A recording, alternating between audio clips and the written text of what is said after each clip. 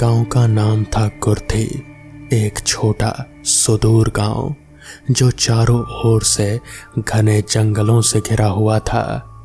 गांव में ज्यादातर बुजुर्ग लोग ही बचे थे क्योंकि युवा पीढ़ी शहर की ओर पलायन कर चुकी थी। गांव की सबसे भयानक बात थी उसका पुराना मंदिर, जिसे लोग काल मंदिर के नाम से जानते थे। काल मंदिर गांव से लगभग 3 किलोमीटर दूर जंगल के भीतर एक वीरान पहाड़ी की चोटी पर स्थित था। कोई नहीं जानता था कि वो मंदिर किसने और क्यों बनाया था, लेकिन एक बात साफ थी, जो भी उस मंदिर में गया फिर कभी लौटकर वापस नहीं आया। आरव और शंकर, 2 नौजवान दोस्त जो अक्सर गांव के बूढ़ों की इन कहानियों को मजाक में उड़ा देते थे, उन्होंने तय किया कि वो इस रहस्यमयी मंदिर का सच सामने लाएंगे। एक शाम जब आसमान पर काले बादल घिरने लगे और गांव में हल्की बारिश शुरू हो गई, तब दोनों ने मंदिर की ओर अपनी यात्रा शुरू की। वो अपनी मस्ती में उस ओर बढ़े जा रहे थे। जंगल घना और डरावना था। हर कदम पर उन्हें अजीब अजीब सी आवाजें सुनाई दे रही थीं। कभी पेड़ों के पत्तों की सरसराहट, कभी अजीब जानवरों की चीखें। रास्ता जटिल था। धीरे धीरे रात गहरी होती जा रही थी। वो जब मंदिर के करीब पहुंचे तो उन्होंने चारों तरफ अजीब सा सन्नाटा महसूस किया। हवा एकदम ठंडी और भारी हो गई थी, जैसे किसी ने अचानक सारी ऊर्जा चूस ली हो। काल मंदिर के बाहर खंडर हो चुके स्तंभ और जंग खाए लोहे का एक विशाल दरवाजा था। दरवाजे पर धूल, जले पुरानी शाखाएं और गंदगी जमी हुई थी, पर उसमें एक ऐसी रहस्यमयी चमक थी जो मानो किसी भयानक ताकत से जुड़ी हो। आरव और शंकर ने एक दूसरे की ओर देखा। उनकी आंखों में पहली बार डर की झलक स्पष्ट थी। अब तो वापस नहीं लौट सकते, आरव ने कांपती आवाज में कहा। लौटना भी नहीं है, कहते हुए शंकर ने दरवाजे को हल्के से ढकेला और वो खुद ब खुद खुल गया। दरवाजे के खुलते ही एक जोरदार हवा का झोंका आया, जिससे उनके शरीर कांप उठे। शंकर, क्या हमारा अंदर जाना सही होगा? अब क्या सोचना आरव, चलो चलकर देख ही लेते हैं। दोनों साथ में अंदर की ओर चल दिए। वो जब भीतर घुसे तो मंदिर के अंदर का माहौल और भी डरावना था। चारों ओर पत्थर की टूटी फूटी मूर्तियां थीं, जिनमें से कई के चेहरे विकृत और भयानक थे। ऐसा लग रहा था मानो वो मूर्तियां भी किसी समय जिंदा थी और किसी श्राप की वजह से पत्थर में बदल गई थी। आरव टॉर्च चलाते हुए चलने लगा। तभी भीतर जाने पर उसकी टॉर्च अचानक बुझ गई। अचानक चारों ओर घना अंधेरा फैल गया। अब आरव और शंकर को बस अपनी सांसों की ही आवाज सुनाई दे रही थी। ये क्या हुआ? पता नहीं आरव, कहीं सच में हमने कोई गलती तो नहीं कर दी? तभी मंदिर के अंदर से एक धीमी पर गूंजती हुई आवाज आई। कौन हो तुम जो मेरे शापित दरवाजे को पार कर आए हो? आरव ने डरते हुए टॉर्च को फिर से जलाने की कोशिश की, पर असफल रहा। शंकर की आवाज अब घबराई हुई थी।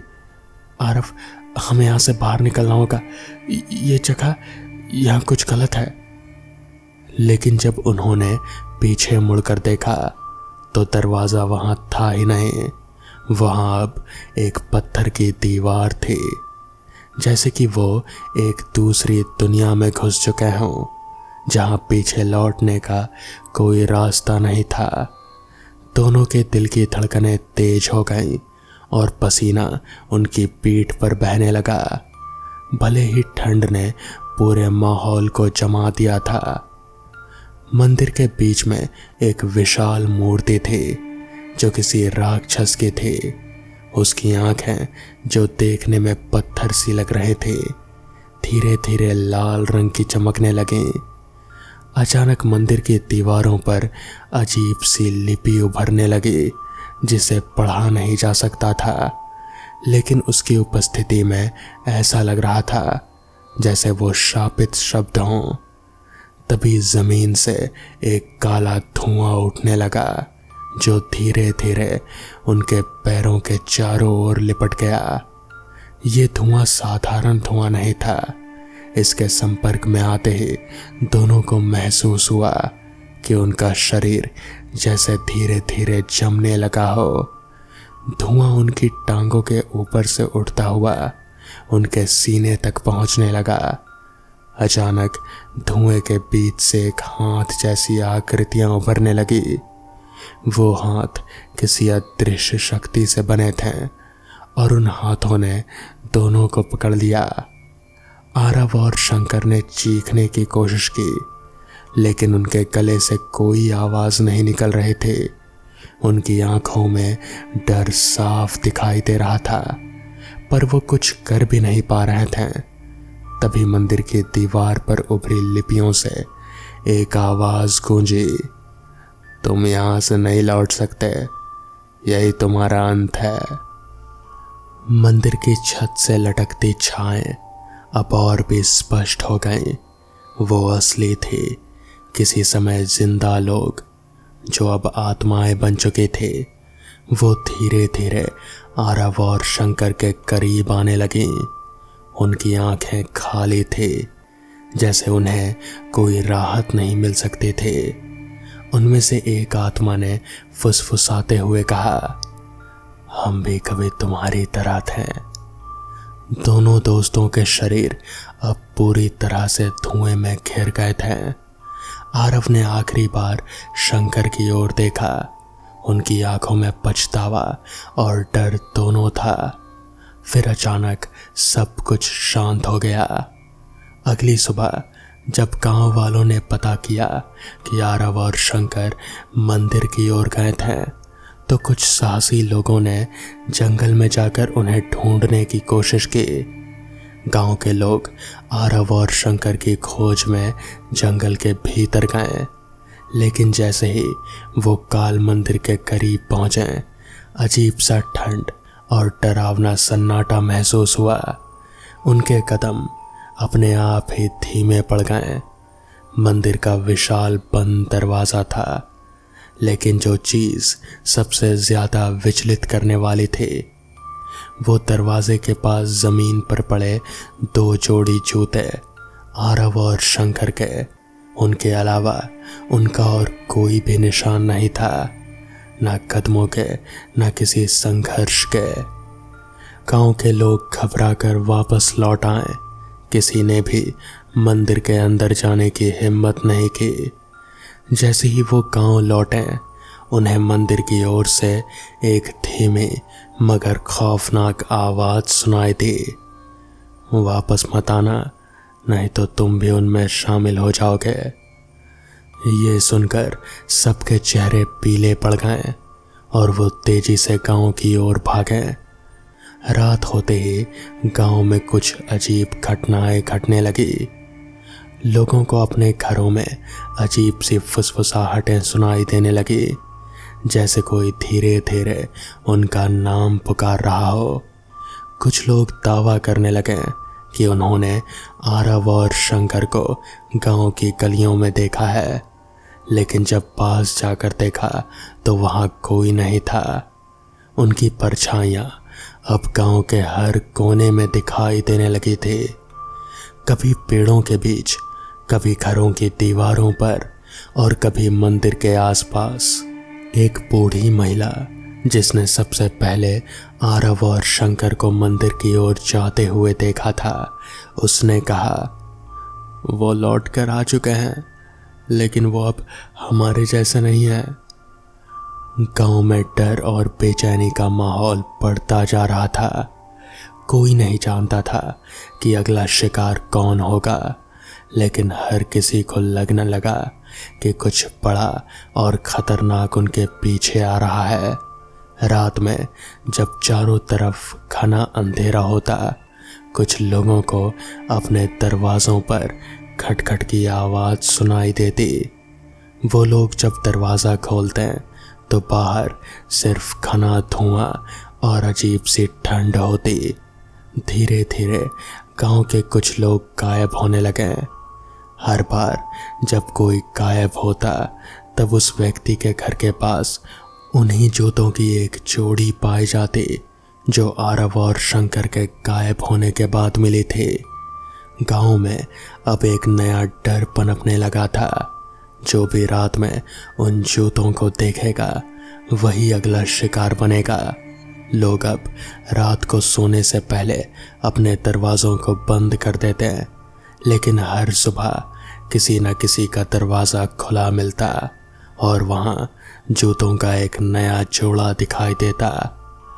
काल मंदिर का शाप अब सिर्फ उस मंदिर तक ही सीमित नहीं रहा था। ये धीरे धीरे गांव के हर कोने में फैल रहा था। कोई नहीं जानता था कि ये कब और कैसे रुकेगा या कभी रुकेगा भी। एक रात जब आसमान में बिजली कड़क रहे थे और हवा जोर जोर से बह रहे थे, गांव के सभी घरों में एक साथ रोशनी बंद हो गई। हर तरफ सिर्फ अंधेरा और सन्नाटा था। तभी सभी लोगों के घरों के बाहर, जिन्हें पहले कभी मंदिर के पास देखा गया था, वही जूते दिखाई दिए, जैसे काल मंदिर ने उन्हें चुन लिया हो। अब गांव के लोग धीरे धीरे एक भयानक सच्चाई से वाकिफ हो रहे थे। आरव और शंकर वापस लौटे थे, लेकिन वो अब जिंदा नहीं थे। वो मंदिर की रहस्यमयी शक्तियों का हिस्सा बन चुके थे और वो सिर्फ अपनी आत्माओं के लिए और शिकार ढूंढ रहे थे। आखिरकार कुर्थी गांव पूरी तरह वीरान हो गया। मंदिर की शक्तियों ने गांव को अपने भीतर समा लिया। जो भी उस गांव के पास से गुजरता उसे अजीब सी फुसफुसाहटें सुनाई देती, आओ हमारा हिस्सा बनो। और हर गुजरते दिन के साथ काल मंदिर का श्राप फैलता चला गया, जैसे वो किसी नई आत्मा का इंतजार कर रहा हो। अब वहाँ कोई नहीं बचा जो ये बता सके कि आरव और शंकर के साथ असल में हुआ क्या था। लेकिन एक बात सबको साफ थी, काल मंदिर से लौटना सच में नामुमकिन था, क्योंकि जो भी वहाँ जाता था कभी वापस लौट कर नहीं आता, और जो लौटते थे वो अब इंसान नहीं थे। तो दोस्तों, ये थी आज की पहली कहानी। तो चलिए बढ़ते हैं आज की दूसरी कहानी की ओर। साल 1996 पश्चिम बंगाल का एक छोटा सा गांव था, हरिनारायणपुर। यहाँ गांव से होकर एक नदी बहा करती थी। नदी से बाहर आते ही नदी के एक तरफ हरे भरे खेत हुआ करते थे और दूसरी ओर खजूर के पेड़ों का एक छोटा सा जंगल हुआ करता था। गांव के लोग खजूर के पेड़ों से उनका मीठा रस निकालने के लिए खजूर के लंबे ऊंचे पेड़ के तने के उस हिस्से में जहां से पत्तियां निकलना शुरू होती हैं, वहां लकड़ी की एक मोटी कील ठोक कर उस पे एक हाड़ी लटका दिया करते थे, जिससे कील से बूंद बूंद टपकता हुआ रस हाड़ी में इकट्ठा हो जाया करता था। लोग ऐसा शाम को किया करते थे ताकि सुबह होने तक हाड़ी में रस भर जाए। इतना करने के साथ ही हाड़ियों की सुरक्षा के लिए एक आदमी को नियुक्त किया जाता था कि कोई उन हाड़ियों को चुरा न ले जाए। ठंडक भरे दिन थे और 2-3 दिन से मौसम भी बड़ा खराब चल रहा था। दिन में सूर्य देवता के दर्शन नहीं होते और रात में घने काले मेघ रात के अंधेरे को और घना कर देते हैं। तुषार और करीम बेहद ही करीबी दोस्त हुआ करते थे। जहां दोनों एक नंबर के शरारती थे, तो वहीं बेहद साहसी और निडर भी। कुछ दिनों से दोनों का खजूर का रस पीने का बड़ा मन हो रहा था, इसलिए उन्होंने योजना बनाई कि रात होते ही जब सभी और वो पहरेदार भी सो जाएंगे तो चुपचाप चलकर रस चुरा लेंगे। और ऐसा हुआ भी। लगभग 12:30 बजे का समय हुआ। गांव में एकदम गहन सन्नाटा पसर चुका था। कुत्ते भी ठंड के कारण कहीं दुबके हुए थे और कोई अपने घर में गर्म बिस्तर में दुबक कर सोया पड़ा था, सिवाय तुषार और करीम के। दोनों तेज तेज कदमों से गर्म कपड़े बदन में लपेटे हुए और जरूरी सामान का बैग लेकर गांव से बाहर की ओर बढ़े जा रहे थे। गांव से बाहर आते ही उन्होंने नदी का पानी चेक किया। उन दिनों नदी का बहाव भी कम था और पानी भी।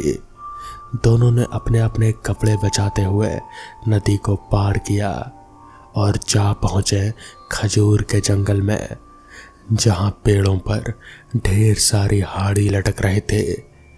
उस दिन पूर्णिमा की रात थी। आ जा रहे काले सफेद बादलों के बीच चांद पूरी रोशनी से चमक रहा था। करीम ने फौरन ही बैग से एक बोतल निकाली और किसी कुशल बंदर की तरह पेड़ पर चढ़ता गया और उस हाड़ी से रस पलटकर बोतल में भरने लगा।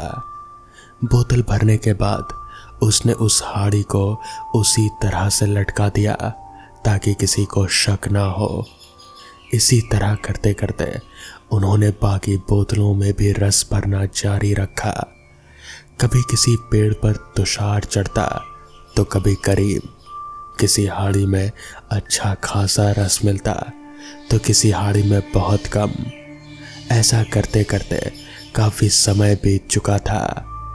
बस एक हाड़ी में और रस मिल जाए तो अपना काम हो जाए, कहकर तुषार पेड़ पर चढ़ने को जैसे ही तत्पर हुआ, जैसे ही उसने अपना दाहिना पैर पेड़ पर चढ़ाने के लिए रखा, वैसे ही 3 चीजें एक साथ हुई। जोरों की तेज हवा चलने लगी और एक तीव्र और भयानक बदबू पूरे जंगल को महकाती चली गई। वो बदबू ऐसी थी जैसे सैकड़ों की संख्या में सड़ी हुई लाशों को जमीन से खोदकर बाहर निकाल दिया गया हो। यार, वो देख, कोई खड़ा है, करीम ने तुषार का कंधा थपथपाते हुए कहा। तुषार ने पलट कर देखा तो कोई आदमी खड़ा दिखाई दिया और वो आदमी उसी पेड़ के नीचे खड़ा था जहां उनका सामान रखा हुआ था। या तो ये कोई पहरेदार है या फिर हमारी तरह हाड़ी चुराने वाला है, तुषार ने अंदाजा लगाते हुए कहा।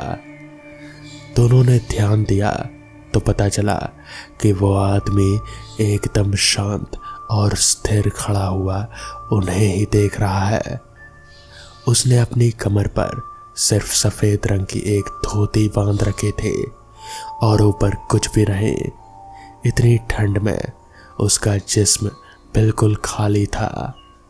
दोनों को काफी हैरानी हुई, लेकिन उस वक्त उन्हें अपने बचाव के अलावा और कुछ कहाँ सूझ रहा था। उस आदमी के सिर के लंबे बाल भी एकदम सफेद और चमकदार थे। उसकी धोती और उसके बाल चांद की रोशनी में अलग ढंग से चमक रहे थे, पर उसका चेहरा साफ नजर नहीं आ रहा था। करीम ने अपनी वीरता दिखाते हुए कहा, कौन है वहां? चुपचाप भाग जा वरना अच्छा नहीं होगा। इतना होते ही दोनों हैरान, क्योंकि वो आदमी जस का तस खड़ा था। ना कोई हलचल, ना किसी तरह की कोई प्रतिक्रिया। मैं कहता हूं चला जा यहां से, वरना इस कटारी से चीर कर रख दूंगा, करीम ने पेड़ चीरकर रस निकालने वाली कटारी दिखाते हुए कहा, पर कोई फायदा नहीं। वो आदमी चुपचाप बिना हिले डुले अपनी जगह पर ही बना रहा।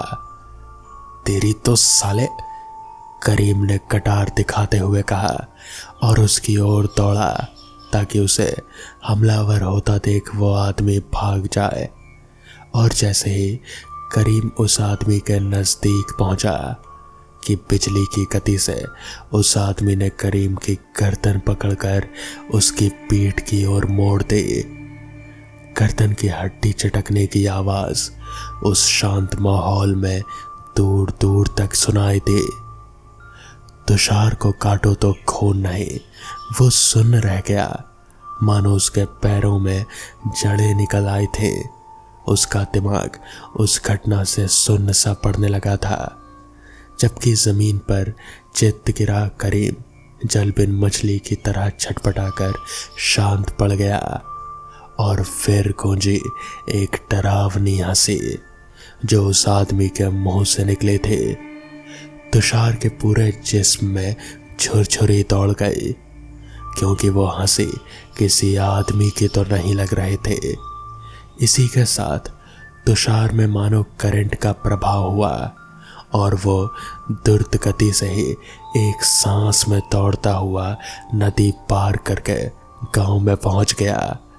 अपने घर के पास पहुंचते पहुंचते उसका जिस्म और सिर भारी होने लगा और वो चक्कर खाता हुआ गिरा और बेहोश हो गया।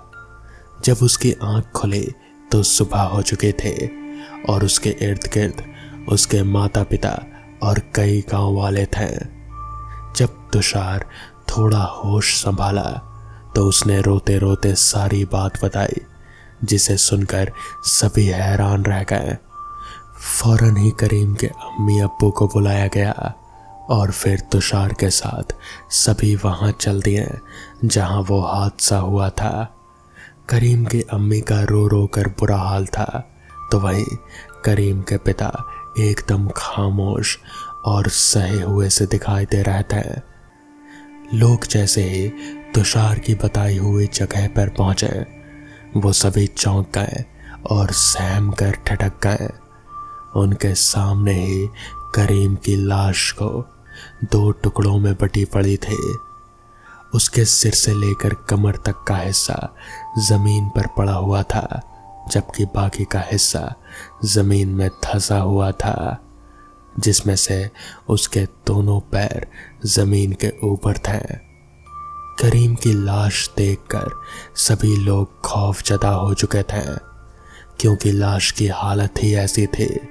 ऐसा लग रहा था कि जैसे लाश से सारा खून और मांस किसी ने चूस लिया हो। करीम की अम्मी और उसकी बहन दहाड़े मार कर रो रहे थे, जबकि उसका बाप बिल्कुल खामोश था। लोगों के मिन्नत करने के बाद वहां पुलिस ने कदम रखा और जांच पड़ताल की। पंचायत में सारी बातें, सारे अंदाजे लगाए गए और उस मामले को संज्ञान में रखते हुए पुलिस प्रस्थान कर गई।